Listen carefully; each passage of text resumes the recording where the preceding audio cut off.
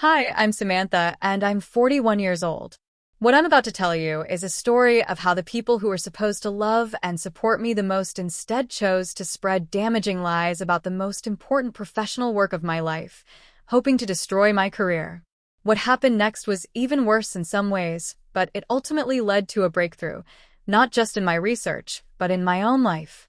I'm going to tell you the full story of how their slander backfired spectacularly, leading to me patenting a nearly billion-dollar breakthrough and changing everything. Before I dive into the details, I'd love to know where you're listening from. Drop a comment below and let me know. And if you've ever felt completely shut down or betrayed by someone close to you, please hit that like button. It helps me know these stories resonate, and it helps others find them. And if you want to hear more stories like this, about overcoming massive betrayal and finding your own strength, please subscribe to my channel. So, let's go back to where it all began. For as long as I can remember, I was the quiet, studious one in my family.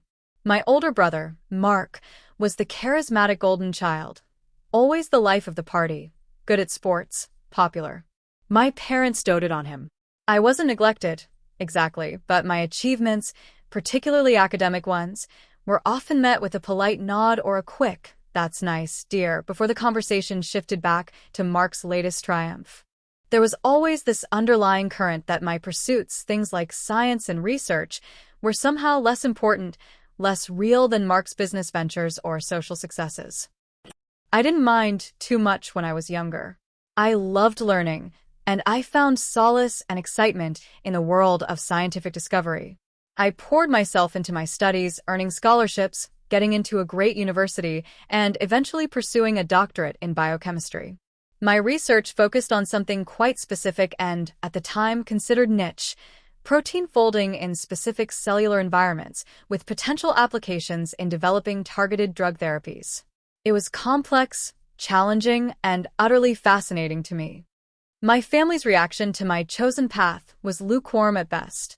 My mother often asked if I planned to get a real job soon, hinting that my academic career wasn't financially stable or practical.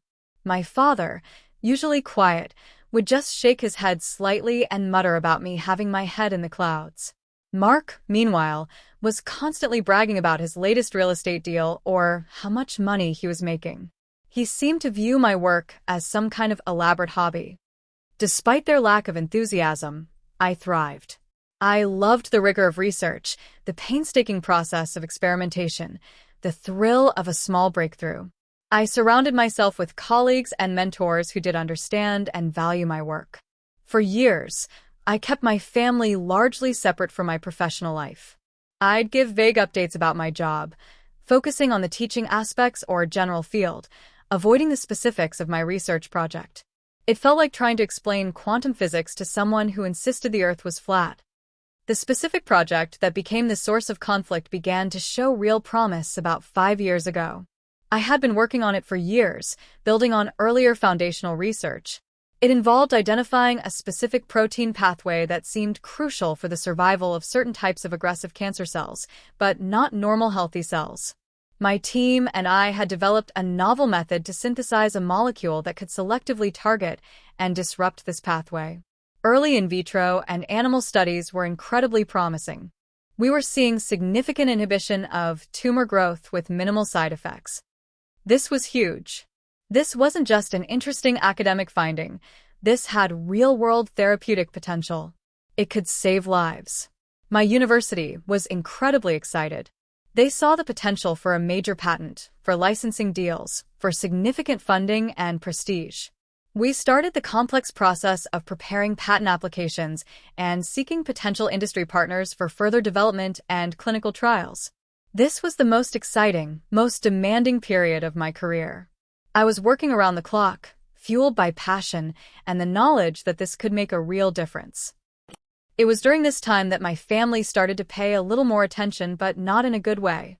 News of the potential breakthrough and the university's enthusiasm filtered back to them, likely through my vague, proud mentions during calls home, or perhaps from conversations I had with extended family members who then spoke to my parents.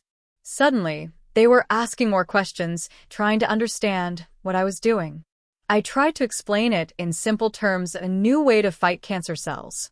But they seemed less interested in the science and more in the money. Mark, especially, became overly curious. He saw a breakthrough and patent and immediately translated that into dollar signs. He started asking invasive questions. How much was it worth? Who was I talking to? Had I considered finding private investors myself instead of going through the university? He treated it like another one of his business deals, completely missing the scientific and humanitarian aspects. I felt increasingly uncomfortable.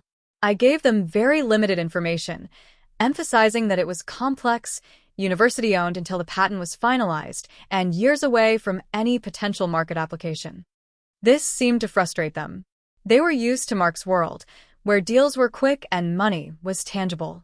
My world of peer review, clinical trials, and complex intellectual property seemed abstract and slow to them. I could sense their skepticism turning into something colder. They didn't understand it, and because they didn't understand it, they seemed to resent its potential significance. Then the whispers started.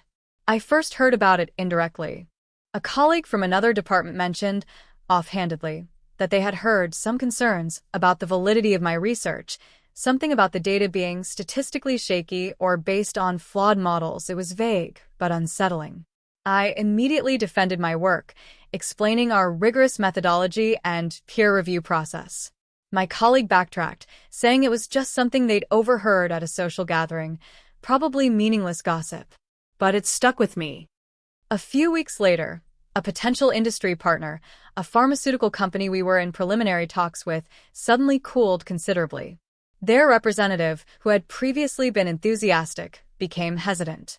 They cited unspecified internal concerns after conducting their due diligence. When I pressed for details, they were evasive, but mentioned hearing that the translational potential of my work was overstated and that some key findings might be unreliable. This wasn't just gossip. This was impacting my work directly.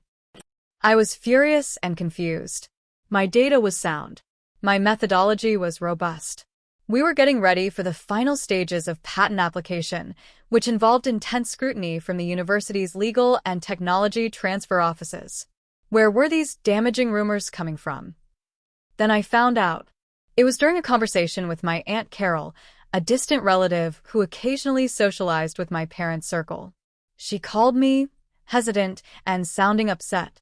She said she felt she had to tell me something, though my mother had sworn her to secrecy.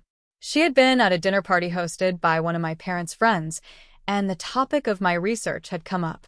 My mother and father had been talking about it, not proudly, but dismissively. According to Aunt Carol, my mother had described my work as a pipe dream, saying I was wasting my time on something that would never amount to anything. She allegedly said the university was just humoring me, and that my research was probably based on faulty experiments because I was always so messy and disorganized as a child. She framed it as a loving parent's concern about my unrealistic expectations, but the words Aunt Carol repeated were laced with casual contempt and a strange kind of competitive bitterness, as if my potential success was a threat. My father, Aunt Carol said, had been worse. He had been talking to a retired businessman who had some connections in the biotech investment world. My father apparently told this man that while I was a sweet girl, I was out of my depth with this research. He allegedly claimed I had exaggerated the findings to secure funding and that the numbers didn't add up when he tried to understand them, which he hadn't, not really. He implied I was chasing a fantasy and that anyone investing in or partnering on my work would be making a mistake. He even, according to Aunt Carol, made a comment about how my brother Mark was the real business mind in the family, the one with a grasp on value and potential. Hearing this felt like a physical blow. It wasn't just that they were skeptical, they were actively, deliberately undermining me. They were spreading lies and doubts about my professional competence and the integrity of my work to people who had influence, people who could hear these things and decide not to engage with my research. It wasn't just ignorance, it was betrayal. Deep, cutting, familial betrayal. I ended the call with Aunt Carol shaking. My mind reeled, piecing together the vague comments from my colleague and the pharmaceutical company's sudden coldness. This wasn't some accident. This was my own parents, my own family, actively slandering me behind my back. Why? What possible reason could they have for trying to sabotage their own daughter's potential success? The why became clear the more I thought about their past behavior, their attitudes towards my career versus Mark's, their focus on money and tangible success, as they defined it. They didn't understand my work, and perhaps they felt threatened by its potential. Threatened by the idea that the quiet, studious daughter might achieve something significant, something that wasn't about quick money or social status in their world. Maybe it challenged their narrative of me, or their narrative of Mark as the only truly capable one. Maybe they genuinely misunderstood, and their skepticism morphed into a need to vocalize their doubts, amplifying them into damaging claims. Or maybe, and this is the hardest possibility, there was a deep-seated jealousy or resentment I hadn't fully grasped before. The emotional impact was devastating. It wasn't just the professional damage, which was significant. It was the personal wound. This was my family. These were the people who were supposed to be my safe harbor. Instead, they were poisoning the waters. I felt a profound sense of loss, not just of potential professional opportunities, but of the family I thought I had. I felt isolated, hurt, and incredibly angry. I confronted them. I called my mother first. I tried to be calm, explaining what I had heard. She initially denied it, then deflected, saying I was being overly sensitive. When I pressed her on the specific things she had allegedly said, she backtracked, admitting she had expressed concerns, but that it was only because she worried I was working too hard and getting my hopes up too high. She framed it as parental concern, twisted and distorted by gossip. It was a masterful display of gaslighting. She made me out to be the problem for being upset, for misinterpreting her well-intentioned words. Then I spoke to my father. He was less evasive, but equally frustrating. He admitted to talking to people about my research, but insisted he was just being realistic. He said he didn't want me to get fleeced by the university or taken advantage of by investors. He actually doubled down on his skepticism, saying he still didn't understand how my science stuff could be worth so much money and that it sounded too good to be true, which usually meant it was. He genuinely seemed to believe he was protecting me or offering wise counsel, completely oblivious or unwilling to admit the damage his counsel was doing. Mark's reaction, when I spoke to him separately, was pure self-interest veiled in concern. He didn't deny hearing them talk critically about my work. In fact, he seemed to agree with some of their points, saying he also thought I was being overly optimistic. He quickly pivoted to suggesting that if the university deal fell through because of these rumors, maybe he could help me find investors. He saw the potential failure my parents were engineering as an opportunity for him to swoop in and somehow gain control or a stake in my work. It was sickening. The confrontations were deeply painful and utterly unproductive. They refused to take responsibility, twisting their actions into misguided attempts at help or concern. They didn't apologize. They didn't seem to grasp the severity of what they had done. They had attacked my professional credibility, something I had spent decades building, based on ignorance and, I suspected, a deep-seated need to keep me in a perceived smaller, less significant box. After those calls, I was emotionally shattered. Sleep became difficult. My focus wavered. The stress was immense. I felt not only betrayed, but also profoundly alone. The people I should have been able to share my potential triumph with were actively working against me. I considered giving up. The thought crossed my mind more than once. Maybe they were right. Maybe I was out of my depth. Maybe it was a pipe dream. The insidious nature of their slander was that it wasn't just external. It started to plant seeds of doubt within me, amplified by years of feeling slightly less than compared to Mark. My professional life suffered. The pharmaceutical company completely withdrew. Other potential partners became wary. Funding discussions stalled. My reputation, within certain circles connected to my parents' network, was tarnished. It felt incredibly unfair. I had worked so hard, done everything right, and my own family was destroying it. I confided in a few close friends and a trusted mentor at the university. They were horrified by what my family had done. They reassured me that my work was sound and that my family's actions were malicious and ignorant, not a reflection of my capabilities. My mentor, Professor Evans, was particularly supportive. He had overseen my doctoral work and knew the integrity of my research. He helped me navigate the professional fallout as best we could, writing letters of recommendation, vouching for my data, trying to counter the negative whispers wherever he could. But he also gave me some tough advice. He told me that while we could try to mitigate the professional damage, I needed to deal with the personal damage. He said I couldn't change my family, and I certainly couldn't make them understand or apologize if they weren't willing. He told me I needed to focus my energy not on seeking their approval or trying to make them see the truth, but on protecting myself and my work. His advice was a turning point. I realized I had been wasting energy, not just confronting my family, but carrying the weight of their disapproval and betrayal. I couldn't fix them. I couldn't undo their words.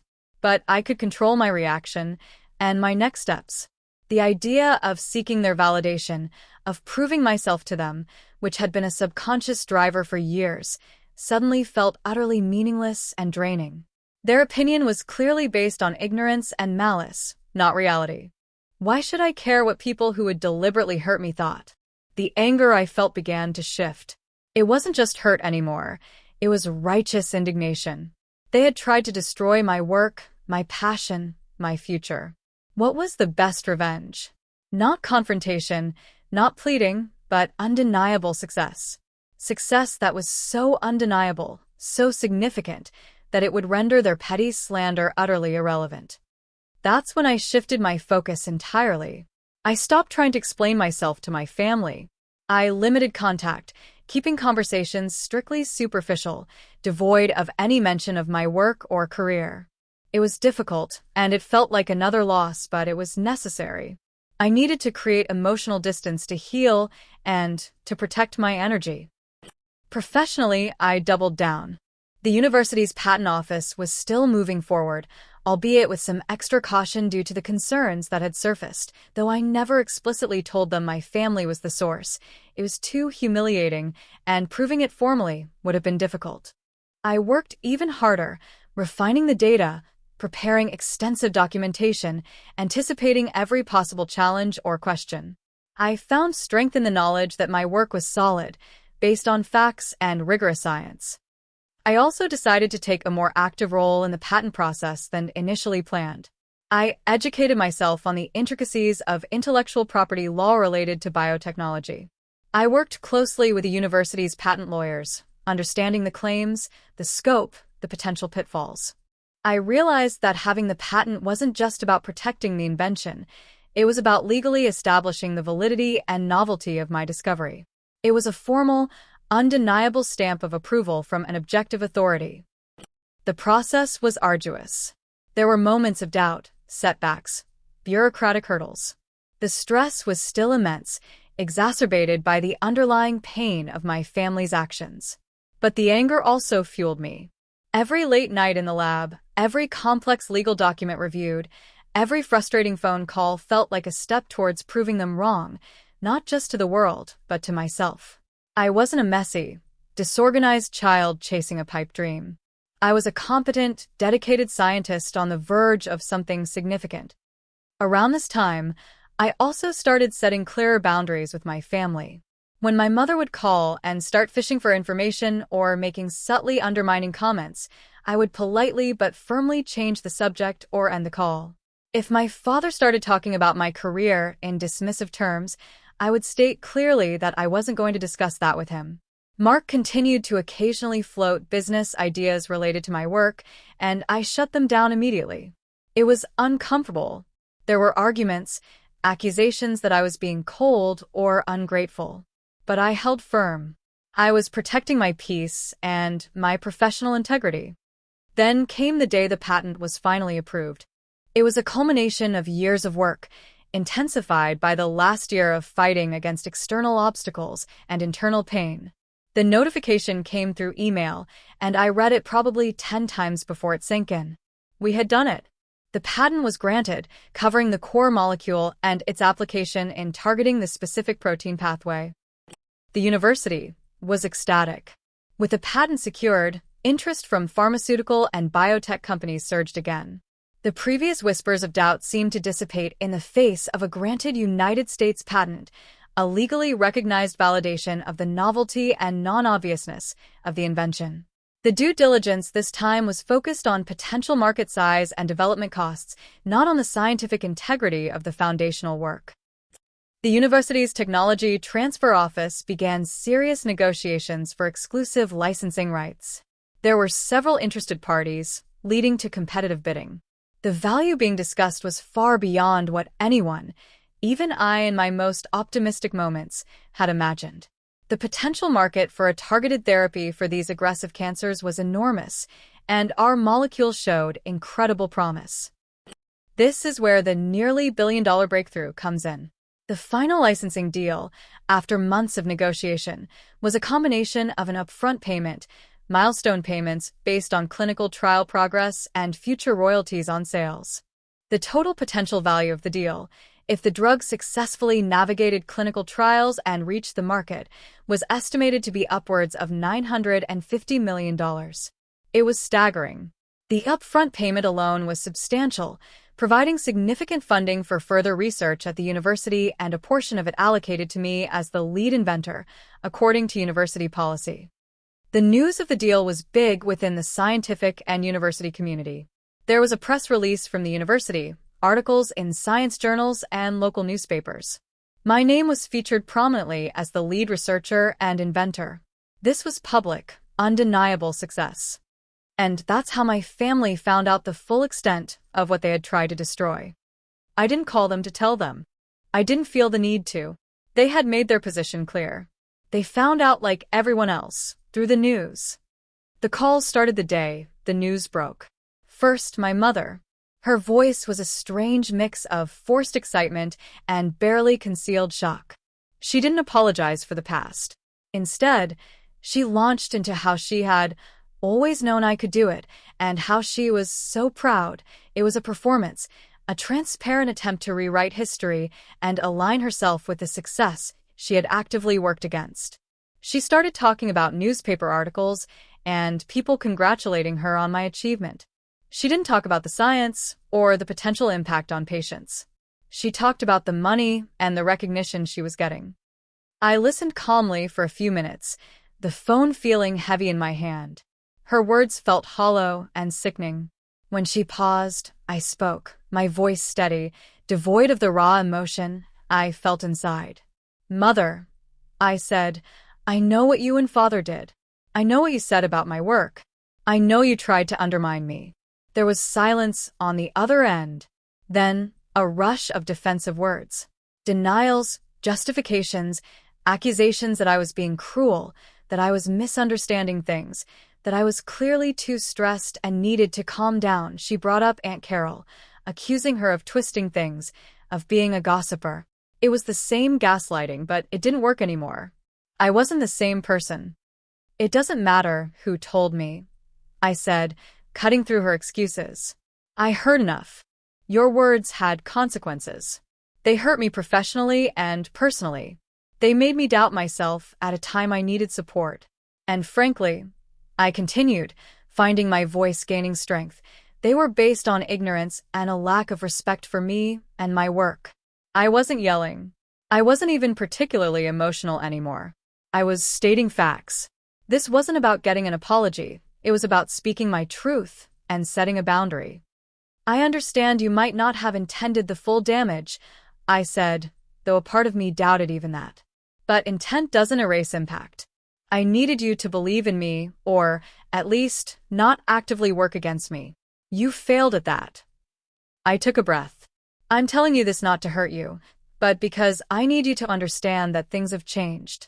My work is my life's passion, and I won't tolerate anyone, not even family, trying to tear it down. We can have a relationship, but it needs to be built on honesty and respect. And talking about my work behind my back or dismissing it is not respect." She was crying by the end, a mixture of what sounded like genuine distress and manipulative self-pity. She kept saying she didn't know why I was being so mean. My father called next. He was less emotional, more bewildered, and slightly resentful. He didn't apologize either. He mumbled something about how he was just trying to look out for me, and how he didn't realize it would be so big. He seemed more focused on the fact that he had been wrong about the value than on the fact that he had tried to sabotage me. He actually asked if I was going to be very rich now, the money clearly being the only part of it he could process. I gave him a similar version of what I told my mother, focusing on the impact of his words and the lack of trust his actions had created. He listened, but I could tell it wasn't truly sinking in. His understanding of the world was transactional, based on tangible assets and conventional business. My world, and the betrayal that occurred within it, seemed outside his comprehension, or perhaps his willingness to confront his own poor judgment and hurtful behavior. Mark's call was predictable. He was overly effusive, congratulating me loudly. He quickly transitioned to talking about the money and how we should have listened to you more. He then, unbelievably, started talking about our family's future and how this success could benefit everyone. He pitched ideas about managing my finances or connecting me with his business contacts, treating my breakthrough like a new family business venture he could somehow latch onto. It was a stark reminder of his perspective. Everything was an angle, an opportunity for him. I shut him down firmly. Mark, I said, this is my work, my patent, my success. It has nothing to do with our family's future in the way you're thinking. And I don't need your business advice. I'm working with professionals who understand my field. He got defensive, accusing me of being selfish, of thinking I was better than everyone. It was the familiar script. The confrontation wasn't a neat, dramatic showdown with apologies and reconciliation. It was messy, painful, and ultimately clarifying. They revealed exactly who they were, even in the face of undeniable proof of my capabilities and the consequences of their actions. Their reactions solidified my understanding. Their issues weren't about me, but about their own perspectives, their own insecurities, and their inability to truly support me without reservation or conditions. The aftermath of the news and the confrontations was a strange mix of triumph and sorrow. Professionally, my standing soared. I was recognized as a leader in my field, invited to speak at conferences, my research funded generously.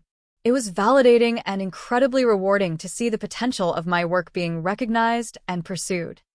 But personally, the family dynamics were irrevocably changed. I maintained contact, but it was distant and guarded. Visits were rare and short. Conversations were kept light, avoiding anything personal or professional of substance.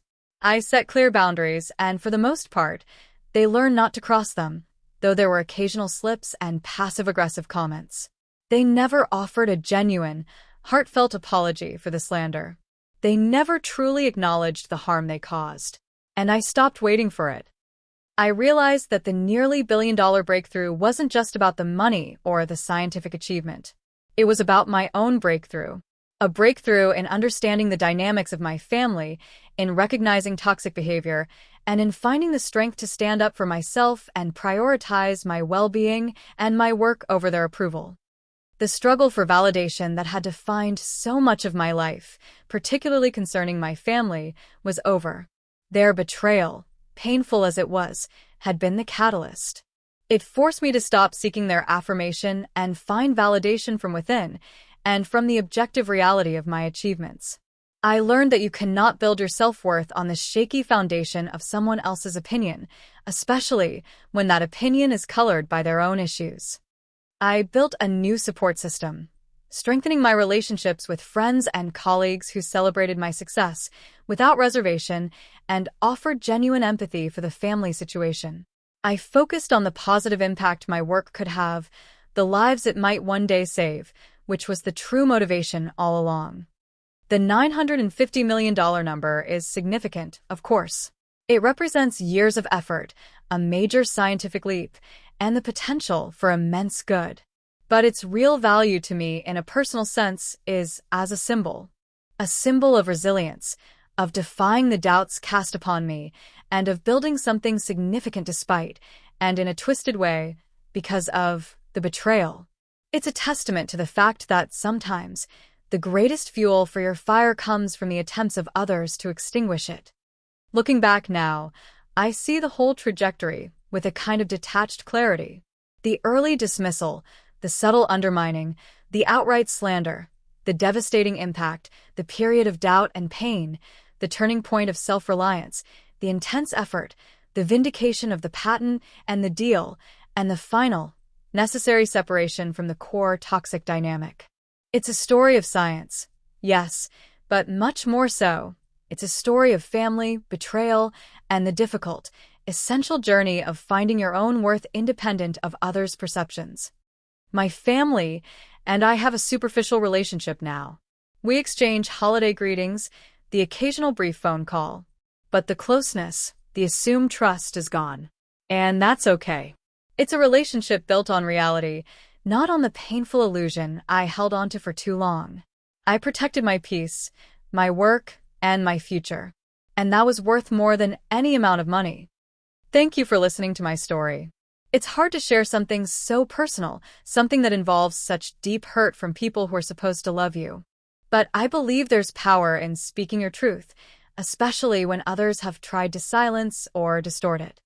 If you've gone through something similar, dealing with toxic family dynamics or betrayal, please share your experience in the comments below. Reading your stories helps others feel less alone. If this story resonated with you, if you felt that pang of recognition about being misunderstood or undervalued, please hit that like button. And if you want to hear more stories about navigating complex relationships, finding your voice, and overcoming adversity, don't forget to subscribe to my channel. Your support means the world. Remember, your worth isn't determined by anyone else's opinion, especially not by those who try to tear you down. Keep believing in yourself, keep working on your passions, and protect your peace. You are stronger than you think.